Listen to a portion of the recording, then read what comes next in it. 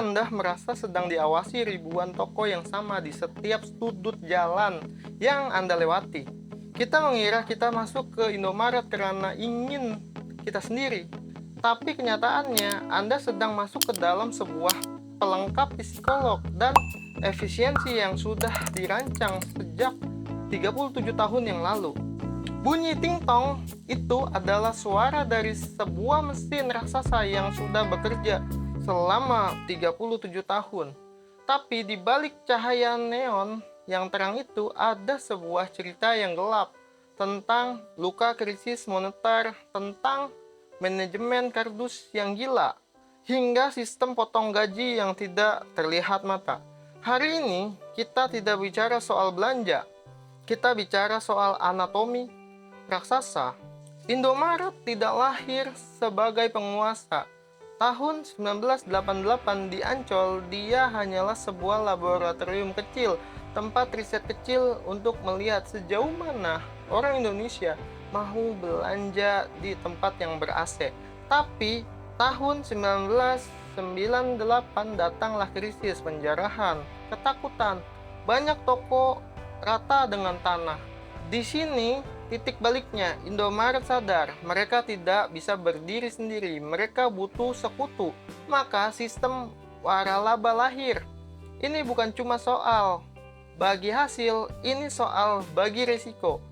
Setiap ekonomi hancur, pasukan semut inilah yang menyelamatkan mereka. Sekarang mari kita bicara soal rahasia dapur.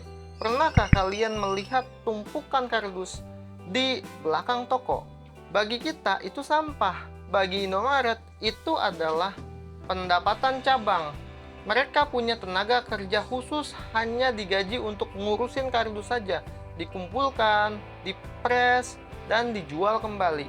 Bahkan, furnitur lama, rak yang patah, polsen yang berkarat, tidak dibuang ke tempat sampah. Departemen GA akan memodifikasi ini, menghidupkan kembali barang yang mati menjadi aset. Indomaret membuktikan satu hal, keuntungan besar lahir dari hal-hal kecil yang dianggap remeh oleh orang lain. Mari masuk ke ruang mesin. Sistem logistik mereka adalah orkestra raksasa.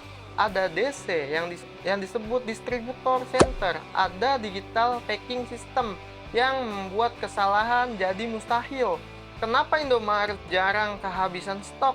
Distributor center atau yang dikenal DC, Indomaret memiliki puluhan di seluruh Indonesia. Setiap toko tidak memesan barang ke pabrik satu persatu, tapi melalui sistem terpusat ini.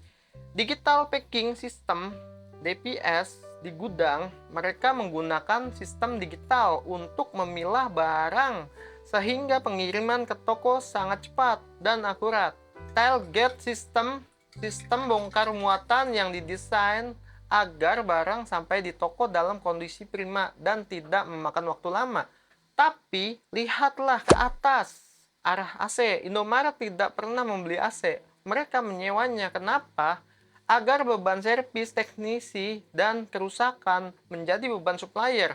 Indomaret hanya ingin satu hal, toko yang dingin tanpa pusing urusan mesin. Bahkan lampu dibeli terpisah dari kontraktor. Mereka memotong setiap rantai yang biasanya bikin biaya bengkak. Setiap rupiahnya dihitung dan kalkulator yang tidak punya perasaan. Namun, efisiensi ini punya sisi tajam. Kita harus bicara tentang NKL, nota kurang lebih. Ini adalah hukum tidak tertulis di balik seragam mereka. Jika barang hilang, perusahaan tidak mau rugi. Karyawanlah yang menanggungnya, dari pramuniaga hingga area manajer. Semua harus urunan. Lihatlah buah-buahan di rak itu. Jika mereka busuk karena telat dipajang, karyawan yang terlambat adalah pembelinya.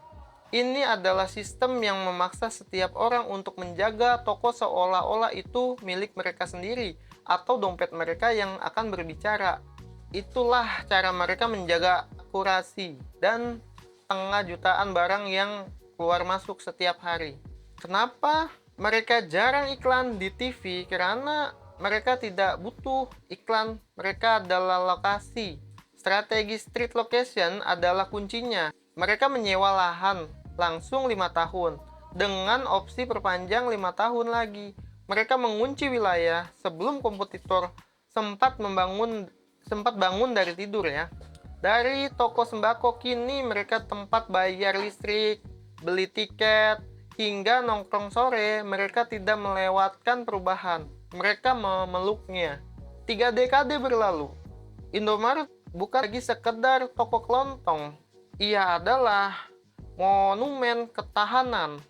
Lain kali kalian masuk dan mendengar suara "Selamat datang di Indomaret, selamat belanja", ingatlah satu hal, kenyamanan yang kalian rasakan adalah hasil dari jutaan perhitungan yang rumit dan disiplin besi di baliknya. Karena dalam dunia retail, yang menang bukan yang paling besar, tapi yang paling detail, menjaga setiap inci kerajaannya.